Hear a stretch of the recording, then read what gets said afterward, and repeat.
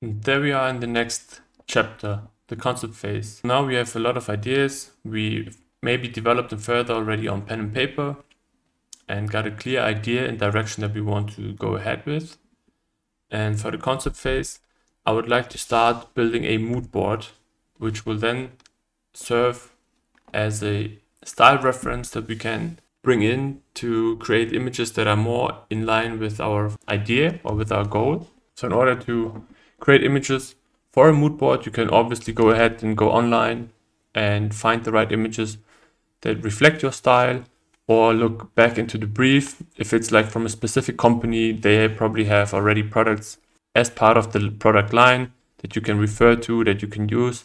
So use your design skills to build this mood board that is reflective of the style that you're aiming for. But because this is a Midjourney tutorial and we have crazy skills at hand here with Midjourney, why not just use Midjourney also to create images for our mood board in the first place? So in order to do that, I usually use words like design detail, zoomed picture. So it doesn't depict like an entire product, but really zooms in on some things, and those are often stronger in mood boards. And then I would maybe say the color or the material, maybe white plastic, and then additional descriptive words that I would like to aim for. Sharp lines, premium design, and then see what we get. For the next prompt, I also refer to Scandinavian design to get more like a warm wooden vibe maybe, and this soft homey feeling. The first prompt has now a lot of lines. Maybe we should just do sharp line.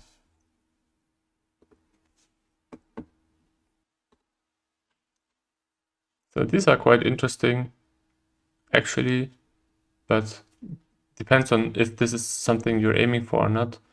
Maybe we should add minimalistic in there. Also, the idea with mood boards is different from time to time. So do you really want to just depict the mood, or do you want to get really specific references for a style? This is up to you to decide. But also images like this could work. Depends on what your goals are. But let me refine them.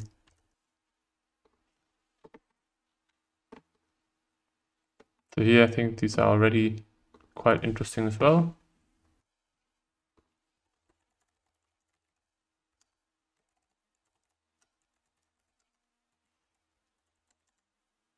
You can also go ahead and use specific parts of a chair that are going to be shown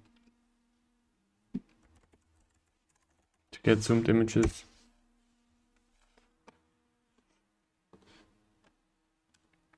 So I like to keep it a little bit abstract, so it's not immediately obvious. Abstract representation of modern co-working graphic fabric color plastic. That looks pretty sick. Really nice and colorful. I like it. Ah yeah, and maybe you can also play with the aspect ratio. So this is a good trick. So double dash and then AR for aspect ratio, space, and then you can type like 16:9 or 9:16 to have a more of a portrait sort of style. And now we do a color accent and aspect ratio 16:9, maybe like a white frame. Yes, and here we get our first results of the aspect ratios. And I think, oh, these are really cool, right? They are also maybe more helpful for what we're looking for. I think we have some really cool stuff here. Interesting. So I would say just play around with it, mix and match what you find online with what you create yourself, see if it matches with the direction that you're aiming for. And then once more, I would go ahead and scale up the ones that I think are interesting, so we can create some sort of mood board from those materials. And here we are. This is my quick and dirty mood board. So I separated the ideation images into two different directions, more or less. Let's say a more classically oriented direction, and then more advanced, where the shaping is more curvy and more dynamic. So I would like to use these two directions as an example. And then with the images that we generated during the mood boarding, I set up 3 different styles, and I would just like to show you the effect that these images will play when used in combination with the concept directions. That doesn't mean that these mood boards are necessarily in the style I would have them for a real project. I just want to show a lot of variety in this example so you understand how things work, but make sure that you use a proper mood board and that is really thought through and works with your intentions and for your goals. We go back to Midjourney, and here the first time we don't use the imagine command, but we use blend. And blend allows us to merge multiple images together and create something new from it that considers all the information from those different images. So I went ahead and saved all the images that we created, and now you can just drag and drop them in.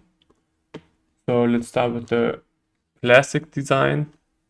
We used this one, and now we need more images than 2. So you can just go to the +4 at the bottom right and select another image or 2 more, whatever. And now I would want to add one of the style references. So it's important to have at least 2 chairs so that the output of this image will again be a chair instead of just an abstract representation of something, right? Be sure to use at least two of your chairs that you selected, so the output will also be in chair. And then you just go ahead and confirm. And then what you see is the image addresses that is being added here. And now these are being blended together. I will go ahead and do some more examples with the other design directions and the other styles that we selected, just to give you an impression of what things come out of this. Okay, so this is our first output. So it took the classic designs, but also added more of the dynamic shaping of our mood board reference. And we see that it translates the color, but also tries to add some of these metallic details that we had, and it adjusts the shaping accordingly. So you can now use this to have more control over the chair that you have. The base stays consistent, where you might be able to gain better control of these specifics of the chair and the features that you're aiming at. Let's try blending with the other design direction. And you might think this seems a little bit random right now. I'm just creating more and more chairs again, while we're not necessarily heading towards a concept. That's true, we have a lot of variety still, but if I would use it for a real assignment, then at this point I have specific things that I would like to generate variations on or images on to reflect upon. So maybe I use this image specifically to ideate about the connection between the backrest and the cushion of the back. So then you can really zoom in and work out those details, or the transition from the seating to the framework at the bottom. So with this targeted approach, you can then go ahead and go deeper into those aspects specifically. I just want to provide you with an overview and a variety of impressions, so you can understand how the process potentially works for you, but also feel free to just deviate from my suggestions here and find your own way, find your own tools, find what works for you. and apply it. I do think that these images here give me a really good insight about how the back might be working, or also the integration of the armrests with the back instead of with the seating section. So those details are now much more tangible to me than they were before.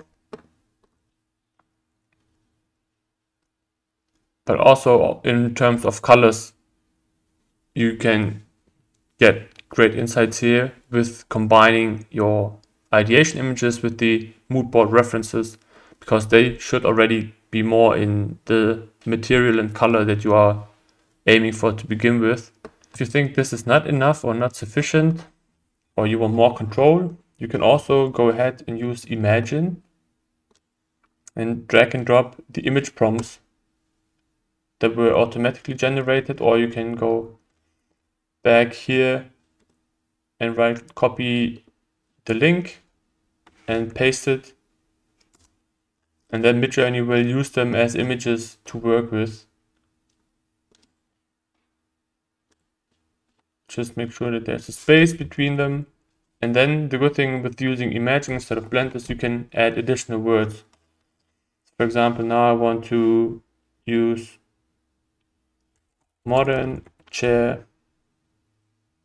in a studio environment, zoom on backrest, high detail, and see what happens then. And remember that this is like a fluid process. So if you have the feeling that some images of your mood board don't work well, others work better, just keep it interchangeable, use one for the other, and just get a sense for what you're actually looking for. I think this is a really interesting one, a design that we haven't had before. So it can also throw you back. Actually, all of these are really nice. And might give you new approaches on the integration of both the feet with the backrest. So you can really dig in and work things out in more detail from here. But again, it should work or function as a tool to give you ideas about specific targets or problems that you want to solve at this stage. So one of these could be, okay, how do I combine the feet with the backrest, the framework? How should it wrap around the cushioning, right? So this image might give you a hint or ideas about how to solve this for your specific concept. And in the meantime, I went ahead and took some of the images that we generated and zoomed in on specific sections that we might want to investigate. For example, I took this shot from this chair because I think maybe we want to explore this armrest. So in order to use this edited image, you just drag and drop it in, you can send it, and now you can copy the link and use it in your prompting as you did before. So now it's part of the prompt, comfortable armrest, modern design, and see where this leads to. If you have the feeling that the image is not being considered strongly enough, you can add 2 of these symbols, the 2 points, and add a 2 or a higher number, which is the weight. So you can adjust the weight of individual phrases of your prompt. So you can also do, I think it goes up to 5, so you can also go below 1 and therefore put emphasis on specific words in your prompt. So here we have some alternatives, a reverse arm rest, okay. But maybe indeed I wanted to focus more on the image that I provided. So I'm curious about the result of this one, where the image counts twice as much as regular words and even 4 times as much as the words modern design. Or actually in this one, it takes comfortable armrest, modern design as one prompt, because just the comma does not separate the meaning of it. So if you would want a clean separation, you could go ahead and copy, paste, and then do ... twice again, and either put a 1 or just nothing because the default is 1. And we see here, it's in terms of color and shape already closer to the original input. It will always be deviating, obviously, because that's what we use Midjourney for, right? For these variations and the deviation. But if you're unhappy with the amount, you can try that again, and this time use 5. Maybe adjust the style to a lower number and see. So with all the techniques that we learned so far, you can really dig into specific aspects and dial details in to where you would want them. Another cool thing is, for example, if you want to change the color, you can also just go ahead into Photoshop, put a color filter on top, and now you have a blue image. And if you now use this prompt, also the output will most likely be blue. This is what we get. The entire temperature of the image is changed to blue. And if you really want the color to be part of the chair also, I thought it already does that automatically, but sometimes it doesn't apparently. So you can also state the color within your prompt. Yes, so here we have the real blue vibe, and I think this is quite nice. It's stuck quite closely to the reference. We see this element comes back here in some way. We're back at this Midjourney page where I wanted to use the chance, an opportunity to go over some of the generated images, because here we can see what we used as reference images, right? So this was the reference together with these two chairs. So just to make more clear the impact that the reference has together with the chairs. So we clearly can see how it translated our moodboard reference onto a chair design. And it's recognizable in all of these concepts. Here we had two references, the very curvy white lines and the headphones. So from the headphones, it might have taken some of these lines and tried to integrate them here in these shapes. Sometimes you can get lost on Discord. What was the reference you were using, because you just see the image codes, right? The image addresses. But if you go back to your images on the Midjourney page, you can really go back and find, okay, this was the reference I was using. This was how it implemented those references. And this is what I can take from it. So here was really the zoomed section, and we really see how it made sure to have seams, have this really soft rounding. So I just want to emphasize that the reference images do play a huge role on how the outcome is being created, generated. So you can see the strong impact the reference images can have. You clearly have the silhouette that it might have taken from the headphones. The transition from one surface to the other. I think these are some really good examples where you can see how the reference images were implemented into the design. So I think all in all, this should have helped you to develop like strong concepts. Alright, there we are in the last chapter of this tutorial. It's just a quick tip where I want to show you that you can also use Midjourney to create backgrounds for when you have a rendered model and you just want to put it in a context, and instead of setting up the entire scene in Keyshot or wherever your Blender, which can take a lot of time, you can just create like a simple image background in Midjourney with the skills you now have and use Photoshop to merge things together.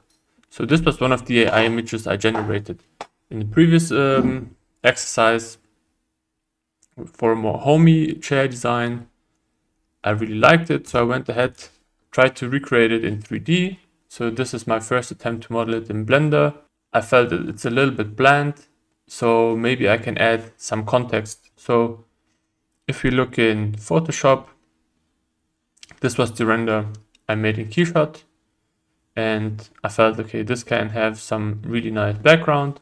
So I went into Midjourney and just asked for a simple, bright background of a living room. But basically I just took the image, applied some masking and merge things together like this. And I think it adds much more to the single render that I had. I still can refine some things here and there, but all in all, I think it created quite an interesting composition like this, and it's really simple, fast, and straightforward. And I can also show you a different example. So here I did the same thing for a bottle that was used for, or that is designed for like a sports context of being outside.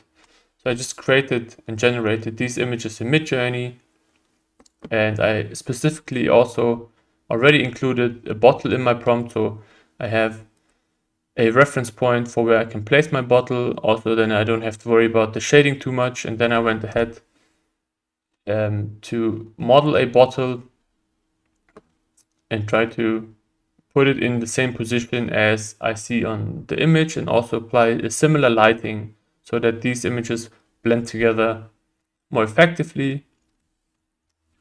And then basically I just used Photoshop to remove the original bottle, overlaid the render that I created, and applied some final effects to merge things.